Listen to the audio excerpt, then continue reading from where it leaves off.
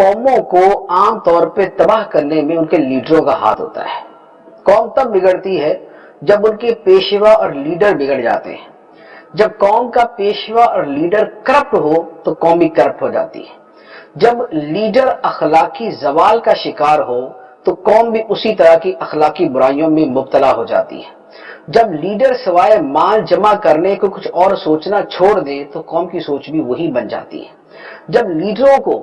سوائے لوٹ مار کے دوسرا کام نہ ہو تو دیکھا دیکھی قوم والے بھی وہی کرنا شروع کر دیتے ہیں، بلکہ حالت یہاں تک پہنچ جاتی ہے کہ اگر کسی کو سمجھایا جائے کہ تم کرپشن کیوں کر رہے ہو، رشوت کیوں لے رہے ہو، کیوں حرام کھا رہے ہو، تو وہ بولتا ہے ہمارے بڑے بھی تو ایسے ہی کر رہے ہیں، جب وہ ایسے کر رہے ہیں تو ہم بھی تو وہی کریں گے۔ تو گویا جو کلچر ڈیولپ ہوتا ہے، جو معاشرہ بنتا ہے، وہ لیڈروں کے طرز عمل سے بنتا ہے۔ اگر لیڈر ہو صدیق اکبر رضی اللہ تعالی عنہ جیسے، لیڈر ہو اگر سیدنا عمر فاروق رضی اللہ تعالی عنہ جیسے، سیدنا عثمان غنی علی المرتضی رضی اللہ تعالی عنہما جیسے، کہ جنہوں نے امیر المومنین بن کر بھی غربت کی زندگی گزاری، سادگی کی زندگی گزاری، خوف خدا کی زندگی گزاری، تقوی کی زندگی گزاری،